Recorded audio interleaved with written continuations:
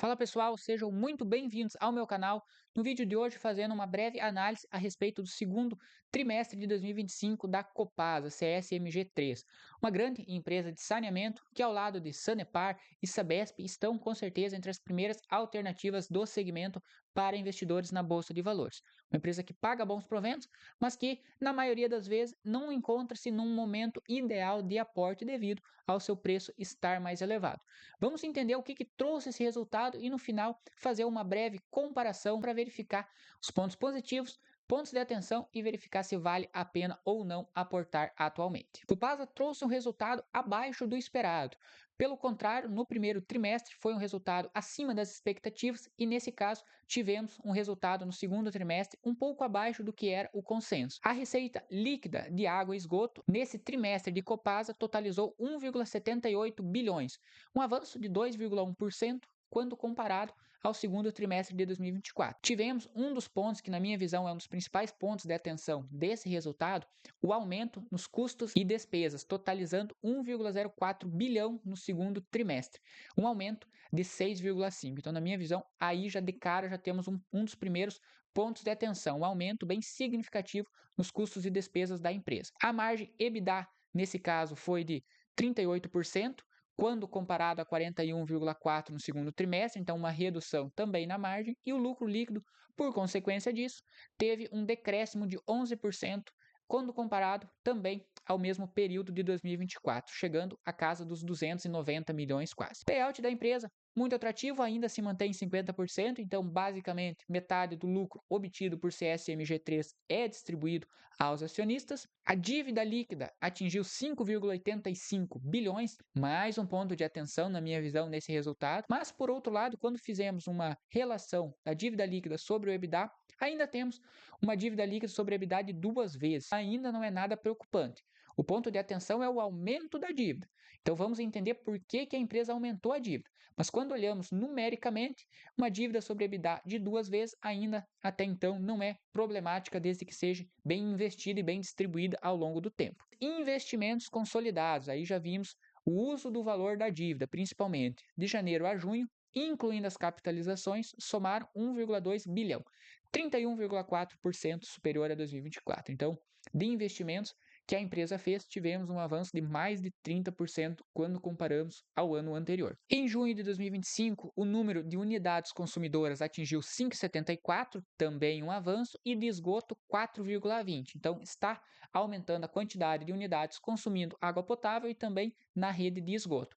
Vale destacar que Copasa está seguindo o marco do saneamento, que prevê que até 2033 tenhamos 99% da população com acesso à água potável e no mínimo 90% da população com a rede de esgoto. Então, com certeza, isso exigirá investimentos, visto que sabemos que saneamento é uma área que detém de investimentos muito altos. Então, para a Copasa, Sanepar, Sabesp, por exemplo, alcançar esse patamar em esgoto, principalmente em esgoto, que é um dos investimentos mais altos, às vezes ela terá que investir um grande valor alto para alcançar uma família que está numa localidade um pouquinho mais retirada. E agora em diante tende a ser um pouco mais difícil. Exige-se mais investimentos para a empresa alcançar o mínimo esperado pelo marco do saneamento até 2033. A inadimplência, ponto positivo também nesse trimestre, atingiu 2,83 em junho, menor índice observado para o mês desde setembro de 2016. Então teve um pequeno decréscimo, menos inadimplência, isso é mais um ponto positivo que Copasa nos trouxe nesse resultado. E claro que esse número lá no resultado final, lá na receita, lá nas últimas linhas, faz uma boa diferença. O índice de perdas na distribuição foi de 37,6, um decréscimo quando comparamos a 2024. E o índice de empregados por 1.000 ligações de água e esgoto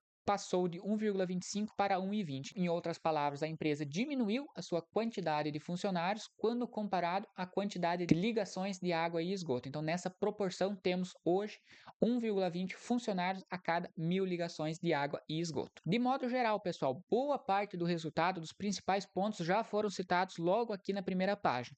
Claro que teremos um detalhamento adicional que vale a pena, se você investe ou almeja investir em Copasa, vale a pena você verificar diretamente aqui no documento. O índice de inadimplência, como citamos, caiu para 2,83. Então tem vários índices aqui que vale a pena você estar acompanhando mais detalhadamente. Gestão do quadro de empregados, como vimos, uma relação hoje de 1,20 a cada 1.000 ligações de água e esgoto, e assim por diante. Então vale a pena. Eu não vou detalhar tudo aqui para o vídeo realmente não se alongar. O intuito é trazer os principais pontos positivos e pontos de atenção para entender o que trouxe esse resultado abaixo do que eram as expectativas e também entender se vale a pena. Então, de modo geral, vamos passar novamente pelos principais pontos e colocar na balança o que ocorreu nesse segundo trimestre. Pontos de atenção que, na minha visão, vale a pena destacar. Primeiro, queda no EBITDA e aumento das despesas operacionais. A receita final da empresa, obviamente, ela advém do quanto da empresa ganha menos o que a empresa gasta. E nesse caso, tivemos 2 pontos negativos no resultado. A queda, no caso no EBITDA, a queda do lucro operacional da empresa com aumento de despesa. Aumenta de um lado, cai do outro. De fato, a receita, o lucro líquido final, fez com que a empresa tivesse um decréscimo quando comparamos a resultados anteriores. Possibilidade de federalização, novamente, pelo Estado de Minas Gerais, até um ponto que não foi citado diretamente no resultado da Copasa, mas saiu um fato relevante anteriormente, cogitando essa possibilidade de tanto Copasa como CEMIG voltarem a pertencer à União, tanto que o BNDES iria fazer uma avaliação de preço para verificar a viabilidade. São comentários que até então não provam nada, não quer dizer que vai acontecer, mas, na minha visão, caso venha acontecer, é um ponto negativo. E o aumento da dívida líquida, agora 2 vezes o EBITDA. A dívida líquida ela está aumentando devido à empresa estar investindo e, ao mesmo tempo, mantendo um payout de 50%, mantendo uma distribuição de metade do lucro para os acionistas. Eu, sendo bem sincero, sou a favor de, se necessário, a empresa diminuir um pouco a quantidade de proventos distribuídos, mas não tomar dívida. Mas nesse caso, como vimos, a dívida de 2 vezes o EBITDA não é uma dívida extremamente preocupante, tanto que a empresa está situada no segmento com baixa concorrência, hoje ela domina basicamente, né, o estado aí de Minas Gerais, e investimentos sempre serão necessários visando bater, alcançar aí a meta do marco do saneamento. É um ponto de atenção, se a dívida continuar subindo, né, vale a pena sim acompanhar, mas nada preocupante. Eu citei que foi algo pontual nesse resultado e eu creio que também não será preocupante nos próximos, visto que a empresa continua distribuindo um dividendo atrativo, não diminuiu os dividendos distribuídos aos acionistas e mesmo assim a relação de dívida, quando comparamos ao lucro operacional, ainda está saudável. Pontos positivos. Crescimento da receita com forte geração de caixa, como vimos ali atrás. Aumento de novos investimentos em projeto de água e esgoto, também como foi citado. Atualmente negociando um PL médio de 6 vezes. Isso é um indicador muito atrativo quando olhamos os números da empresa, mostrando que tende a trazer um lucro atrativo e em curto período de tempo para os acionistas que aportarem em Copasa.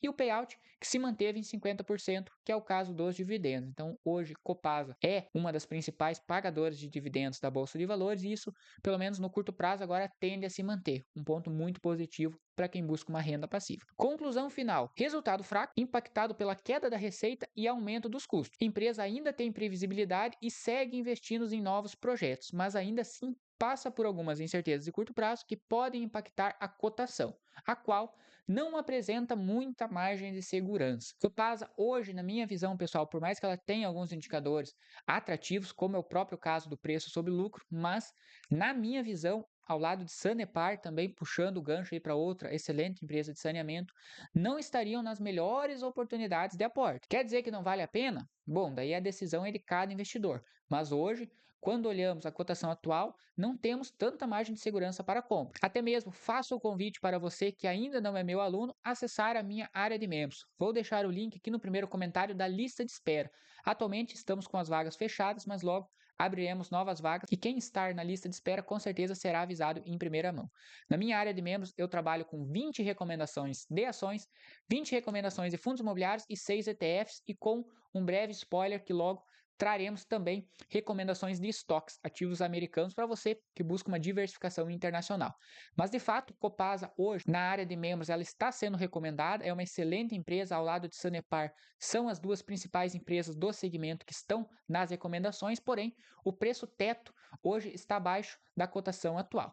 Então, se você quiser ter acesso ao preço teto das 20 das mais negociadas ações do Ibovespa atualmente, juntamente com 20 recomendações de fundos imobiliários com o seu preço teto, acesse a lista de espera. Lá dentro da área de membros eu trabalho com relatórios completos explicando a tese individual de cada ativo. Então você vai acessar, vai verificar o preço teto de Copasa, vai ler o relatório PDF citando todos esses pontos que eu citei desse resultado e muito mais. Histórico de lucro da empresa, histórico de dívida, os últimos resultados, dividendo, comparativo com os principais benchmarks e no final você vai ter o preço teto como base para tomar sua decisão se vale a pena ou não investir. E claro, um dos pontos mais importantes, você terá todo o meu apoio para sanar as dúvidas também, se necessário. Uma área de membros super completa, profissional e com todas as recomendações de acordo com a CVM. Entra na lista de espera se você tem interesse, tudo na palma da sua mão de forma simples, rápida e objetiva. E se você gostou desse vídeo, deixa seu like, se inscreva no canal. Se você quiser ver outro comparativo, outro resultado de alguma empresa que divulgou recentemente, comenta aqui abaixo, que dentro do possível vou tentar trazer os melhores resultados que, na minha visão, tendem a afetar o curto prazo, seja de forma positiva ou negativa. Nesse caso, de Copasa, tivemos um resultado abaixo das expectativas, mas mesmo assim, percebemos que a empresa segue investindo e tende a trazer bons frutos a nós, acionistas, no longo prazo. Desde que, claro, conseguimos aportar em um momento de oportunidade da empresa, visando ter um maior retorno e também uma maior margem de segurança.